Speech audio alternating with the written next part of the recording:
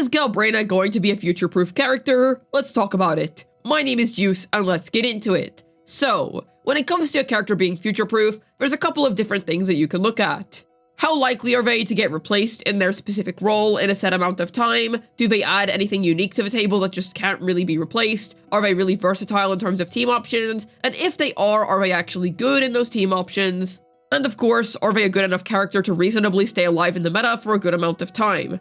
Something that should be established is that Wuthering Waves characters generally have a really good shelf life. Yes, there is power creep these days, and yes, characters do fall off these days. However, it generally takes a very long time in order for a character to properly fall off, and even then they usually can still clear, even if it's not really that comfortable anymore. So, generally speaking, shelf life is just long. We all know this. But it does still exist, and I do think that more recently in wuwa, it has started to exist a bit more prevalently.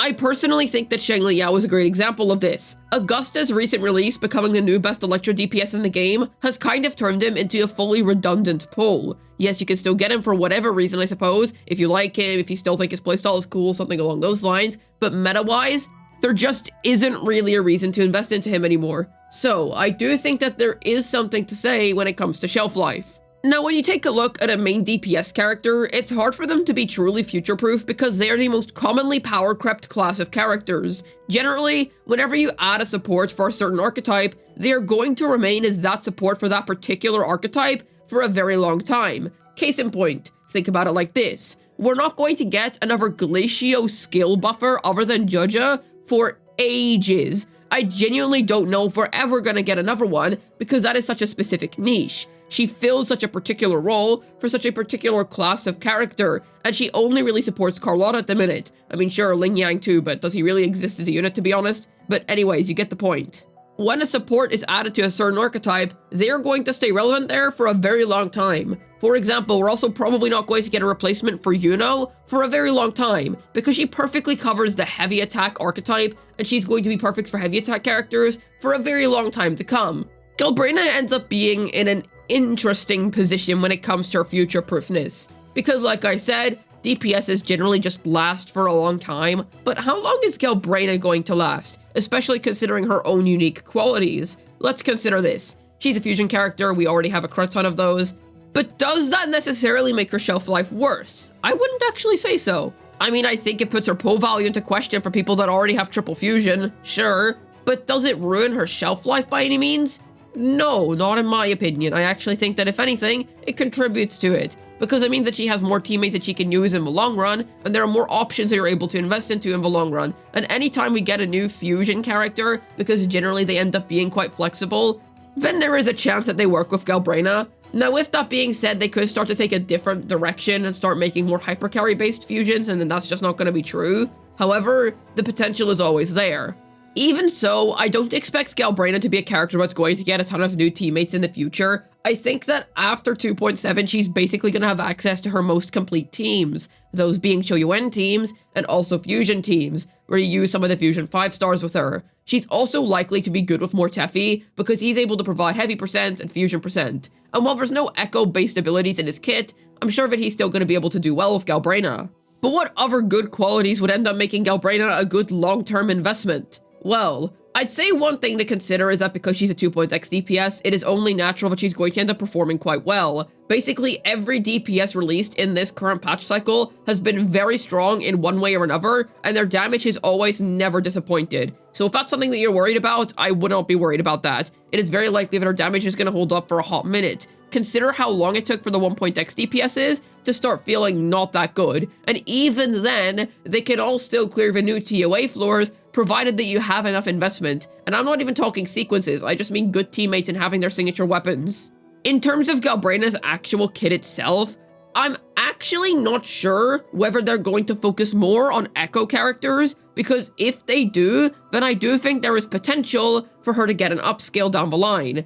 I would say look at it like this. Choyuan is an echoes-based character, and he's going to end up being good for Furlova. I don't think anybody could have seen that coming. I'm pretty sure that whenever Triple Havoc dropped, pretty much everybody thought that that was Furlova's team done. And once again, Roshia has been sentenced to the retirement home at the ripe age of like 3 or however old she is. So that's pretty funny, but that's a side tangent.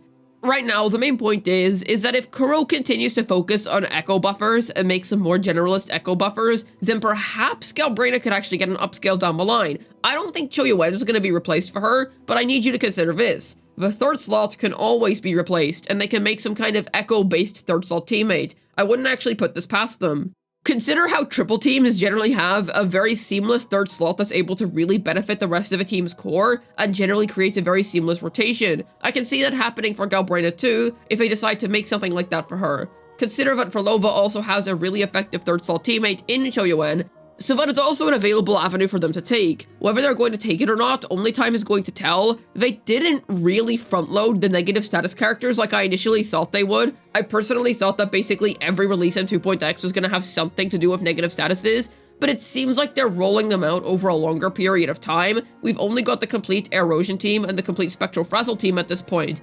We still have numerous different attributes that need to be covered by negative statuses, so I assume that it's going to be the same with Echoes. We're probably going to get more and more Echo-based playstyles over time, so only time is going to tell if we're going to end up getting more buffers that are going to be good for Galbrena. But I think that if they provide some degree of buffing that benefits her kit, then she's always going to be getting some kind of new option that's able to keep her up to date. But to be honest, I wouldn't really worry about her up-to-dateness for a hot minute, because like I said, it takes a very long time for characters of this caliber to fall off. Because really when it comes to evaluating the future-proofness of a DPS unit, all you can really think about is how likely are they to get future synergies, and of course taking a look at their kit now and seeing how realistic is it that they're going to stay this way for a long time. Well, I personally think that we're not really going to get a Galbrena replacement for quite a while.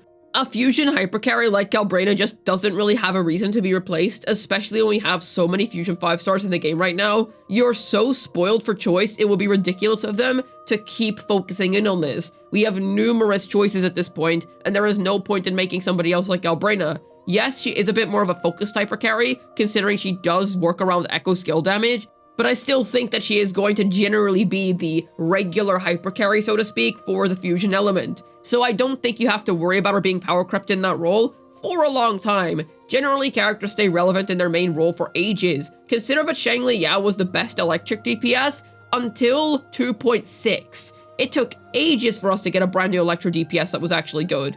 And Carlotta, who released at the literal start of Renacita, has still been rocking as the best Glacio DPS in the game. We literally just don't have another option other than her for a good Glacio DPS at the minute.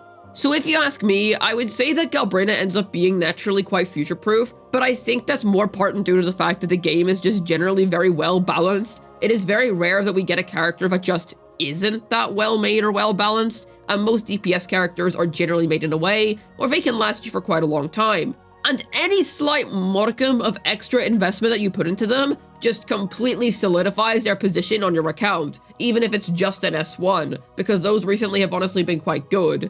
Literally the only way that she could get power crept soon is if Kuro Games decides to be silly and make more fusion characters.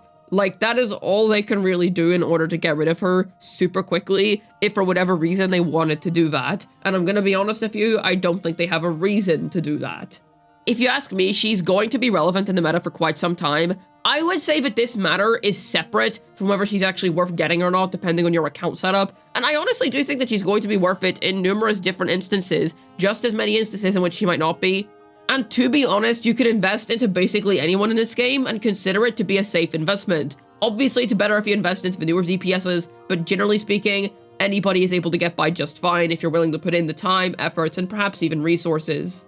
Personally, I think that if you're going to get Galbrena, if you pick her up, be happy with what she's going to be on release. And be happy with what she's going to be after she gets Choyuwen, because I personally don't think we're really likely to get anybody that's super good for her or is a super big upskill for her that soon. I think that if it does happen, it's going to be more of a caught in the crossfire situation, just like how basically nobody expected Choyuwen to be good for Frolova, but here we are. So, I think in that situation, sure, we could end up seeing more Galbrena teammates, but I wouldn't pull for her and actively expect somebody better than Choyuwen to come out, because like I said, teammates that are supports generally just don't really get replaced that quickly because they fill such niche roles. This game only has 3 team slots, so whenever they make a character for a role, that's basically it, and that is that character's role for the foreseeable future, and we're just not going to see anybody else like them for a hot minute. So, I would say that in that case, yes, Galbrena does appear to be quite future-proof,